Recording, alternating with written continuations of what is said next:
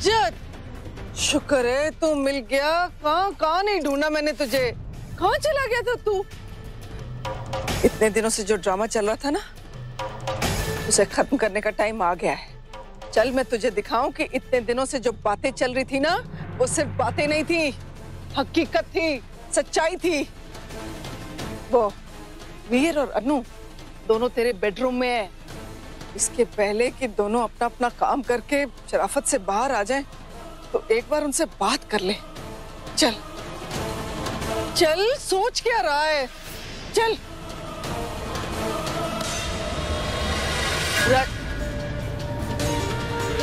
अच्छा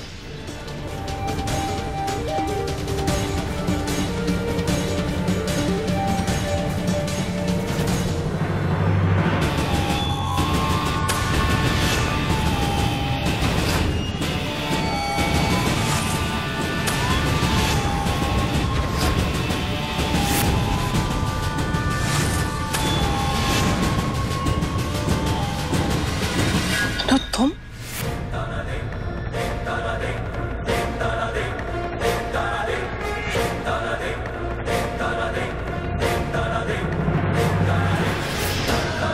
हाँ, हम।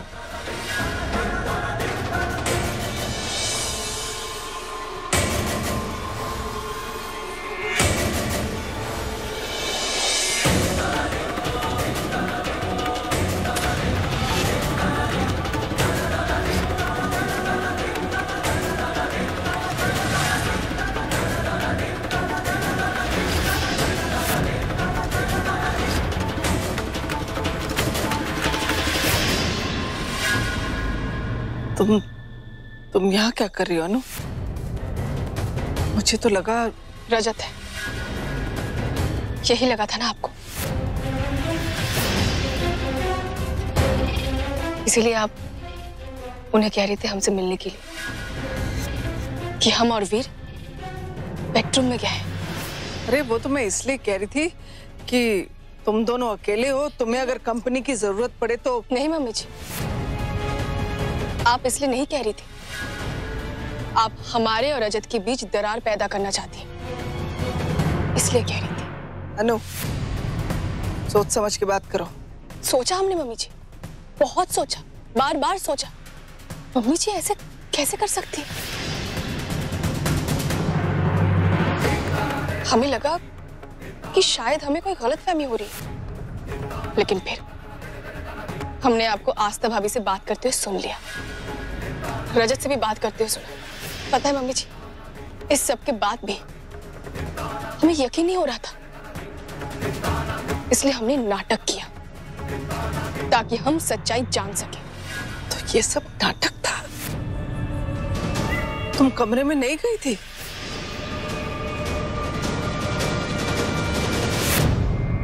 नहीं मम्मी जी, जब आप अलका दीदी और देवयानी से बात कर रही थी, तब हम आपसे नजर बचाकर बाहर आ गए थे और बहाना बनाकर रजत से उनकी जैकेट ले ली और उन्हें कॉफी के बहाने अंदर भेज दिया था, क्योंकि हम जानना चाहते थे मम्मी जी कि आप हमें रजत समझ के क्या कहती हैं। और जो आपने कहा वो हमें भी पता है और आपको भी। शुक्र है शंकर भगवान का कि रजत को इसके बारे में कुछ भी नहीं पता, क्योंकि दिव्यानी ने उन्हें यहाँ पे आने से पहले ही रोक दिया था।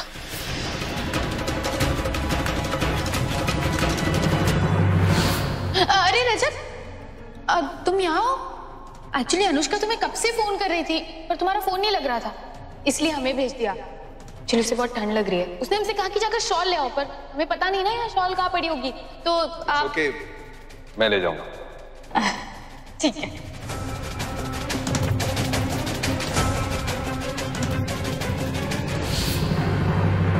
मम्मी जी, आज आप हमारा ड्रामा खत्म करने वाली थी ना, यही कह रही थी ना?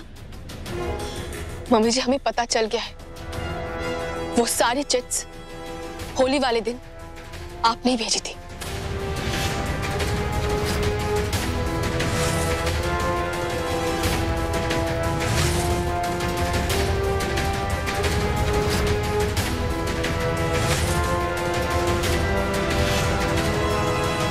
मम्मी जी? क्यों कर रही हैं आप हमारे साथ ऐसा, अपने बेटे के साथ ऐसा? क्या आप जानती नहीं है इस शादी के टूटने से उन्हें कितना दुख पहुंचेगा?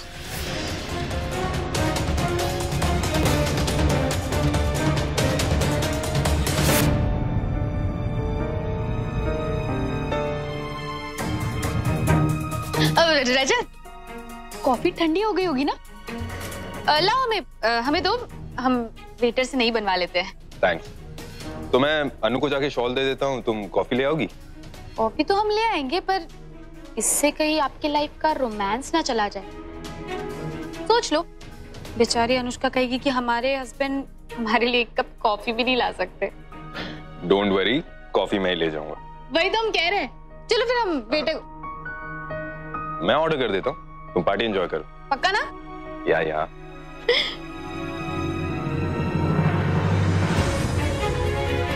बहुत सी चालें चली आपने मिंटी आंटी, एक चाल चलने का हमें भी मौका दो, ताकि हम भी ये प्रूव कर पाए कि शास्त्री सिस्टर्स से पंगा लेना कितना हानिकारक हो सकता है। मैं तेरे सवालों का जवाब क्यों दूं? मुझे अगर जवाब देना होगा तो मैं अपने बेटे को दूंगी। वो एक सवाल पूछेगा, मैं 10 जवाब दूंगी, लेकिन तुझे नहीं। तुझे बुरा लगता है तो लगे, क्योंकि मुझे कोई फर्क नहीं पड़ता।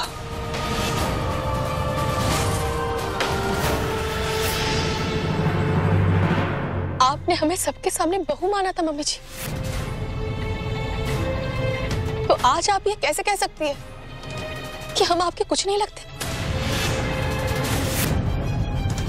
हो सकता है कि तब आपने नाटक किया हो, लेकिन हम जब से इस घर में आए ना, तब से हमने हमेशा आपको माँ का दर्जा दिया है।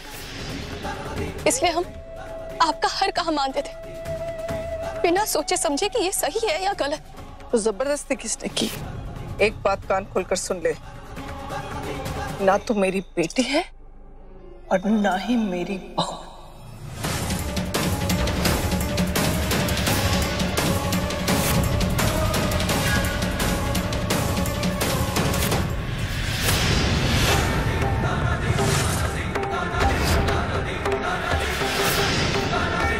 ना मानिए आप, लेकिन एक बात तो आपको माननी ही पड़ेगी मम्मी जी, कि हम रजत की पत्नी हैं।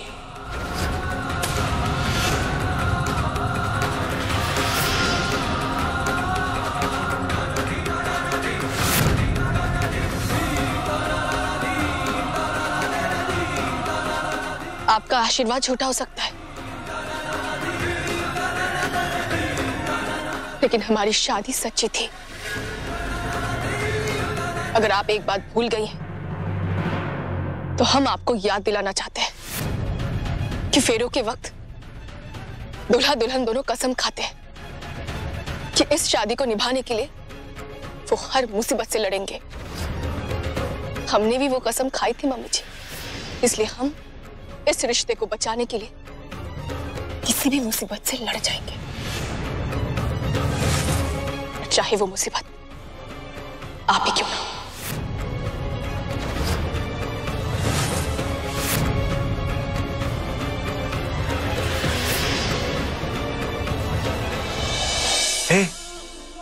हाय। मुझे तुमसे कुछ पूछना था। पूछो। मैंने ना कुछ फोटोज क्लिक की है, तुम देख के बताओ कैसी आई है। तुमने फोटोज क्लिक किए तो अच्छी होंगी। तुम्हें क्या हो गया? I mean, जब भी मैं फोटोज क्लिक करता था तुम बोलती थी कि तुमने खींचे तो बेकार ही होंगी। फोटोज देखे? हाँ।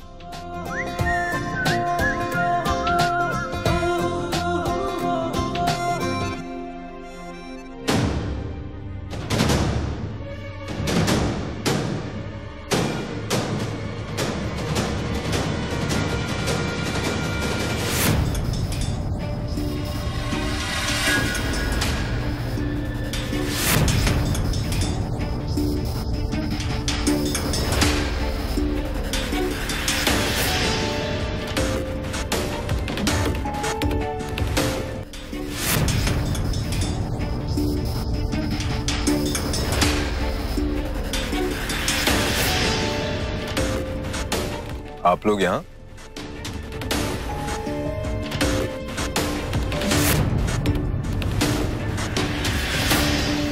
क्या हुआ?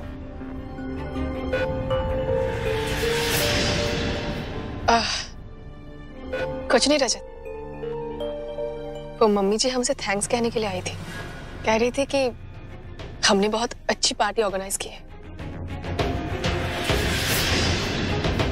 और आज जो कुछ भी हुआ वो सिर्फ आपके लिए ही नहीं,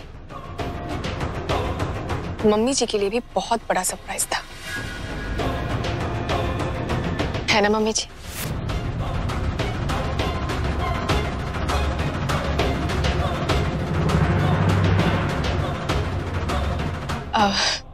मम्मी जी, आपको थैंक्स कहने की कोई जरूरत नहीं है।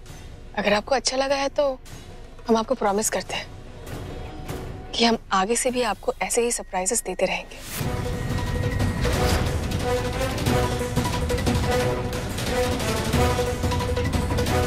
चले, गेस्ट अभी तक गए नहीं है, इंतजार कर रहे होंगे। या मैं चलती हूँ, तुम लोग आओ।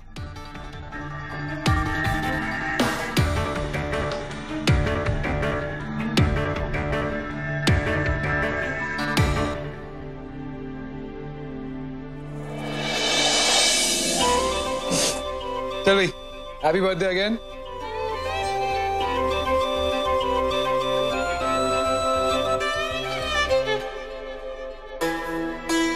ओ मिंटी, क्या हुआ?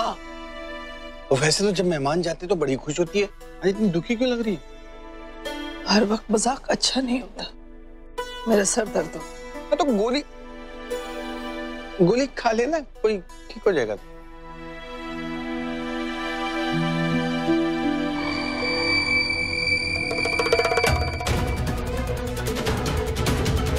ये इतनी नॉर्मल क्यों लग रही है? न खुश लग रही है, न दुखी, और न ही नर्वस। पक्का इसने रजत को सब कुछ बताने का फैसला कर लिया है, तभी तो इतनी संतुष्ट लग रही है। पर साबित कैसे करेगी? और मेरा रजत, वो इसका यकीन करेगा ही नहीं। जब से उसने मेरी मर्जी के खिलाफ शादी की है, तब से वो और भी ज्यादा केयरिंग हो गया है। टेंशन ना ले मिंटी, सब ठीक है। अनु, तुम बिल्कुल भी चिंता मत करना। कुछ भी प्रॉब्लम हो बस एक फोन कर देना, हम तुम्हारे साथ हैं। वो तो हमें पता ही है दीदी, सिचुएशन चाहे कितनी भी मुश्किल हो जाए, लेकिन ये सोच के सारा डर खत्म हो जाता है कि हमारी बहनें तो हमारे साथ है। बिल्कुल, पर एक बात ना तुम कभी भूलना मत, मिंटी आंटी चाहे जितनी भी अच्छी बन जाए, मिंटी आंटी सिर्फ मिंटी आंटी ही रहेगी, जो कभी नहीं सुधर सकती। ठीक है? तुम अपना ख्याल रखना। तुम भी।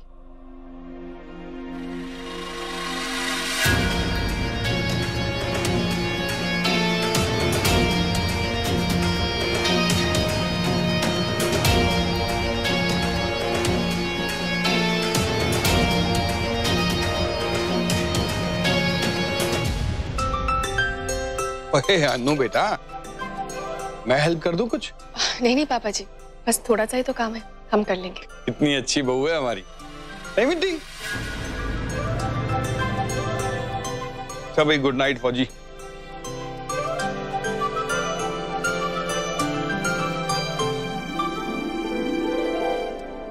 मैं कुछ हेल्प करूं? अरे नहीं, आपके बर्थडे वाले दिन हम आपसे कोई काम नहीं करवाएंगे, लेकिन जब हमारा बर्थडे होगा तब आपको ही सारा काम करना पड़ेगा। श्योर। अभी आप जाइए, थक गए होंगे ना, हम बस आ रहे हैं। ऑलराइट।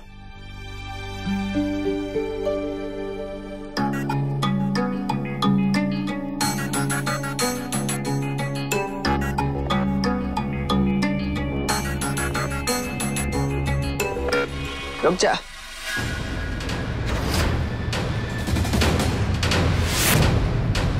क्या चल रहा है तेरे दिमाग में? कुछ भी तो नहीं, बस ये है कि ये सब साफ करके हमें सोने जाना चाहिए।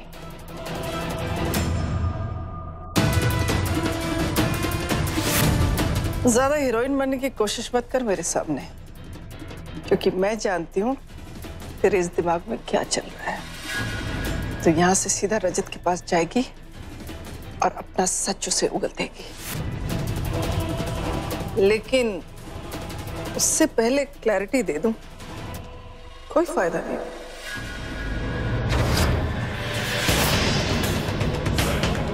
क्योंकि तेरा सच सुनकर मेरा बेटा मानेगा ही नहीं। वो मानेगा ही नहीं कि उसकी मां उसे नुकसान पहुंचा सकती है।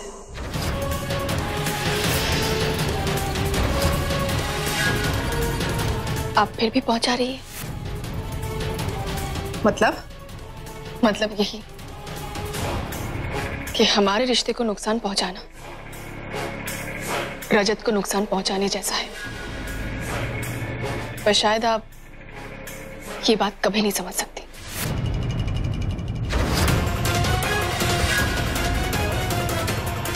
ये बेवकूफों जैसी बातें ना मुझे बचपन से ही समझ में नहीं आती। इसलिए ये जो डायलॉग बाजी है ना, ये मेरे साथ तो करना मत। बस एक बात कान खोलकर सुन ले, अगर तूने रजत को कुछ भी बताया ना, तो अपने रिश्ते को सबसे ज्यादा नुकसान तू खुद पहुंचाएगी।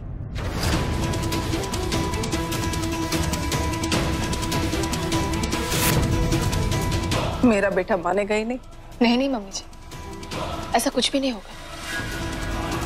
अगर हम रजत को प्यार से, मन से सब कुछ समझाएंगे ना, सब कुछ बताएंगे, तो वो हमारा यकीन जरूर करेंगे।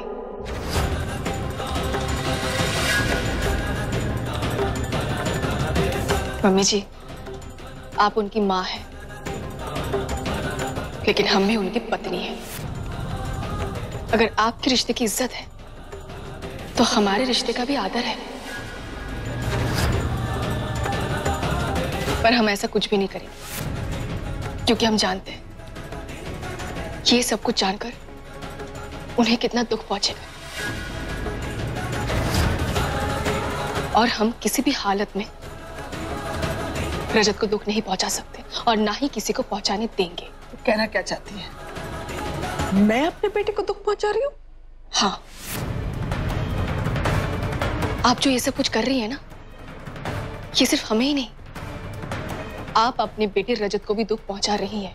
उसके दुखों की चिंता तो मत कर, नवरात्रे आने दे। अगर मैंने रजत को तेरी जिंदगी से दूर नहीं किया, तो मेरा नाम मिंटी सरीन नहीं, याद रखना।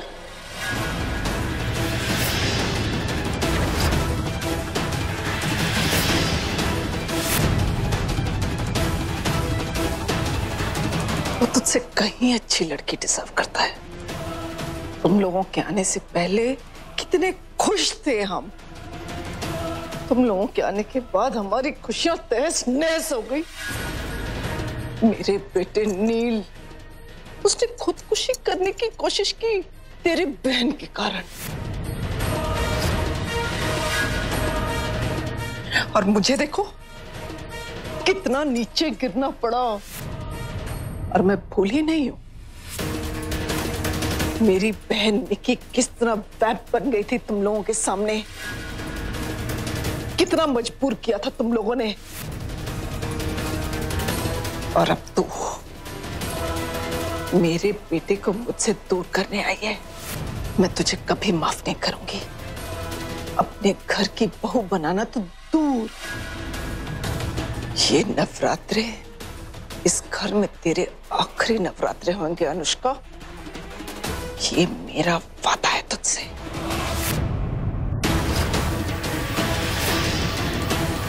ठीक है, हम भी शास्त्री जी की बेटी हैं। हम भी एक वादा करते हैं, जो कोई भी हमारे और रजत के रिश्ते को नुकसान पहुंचाने की कोशिश करेगा, हम उसे हरा के ही दम लेंगे। और अगर हम इस लड़ाई में हार गए, तो हमारा नाम भी अनुष्का सरीन नहीं।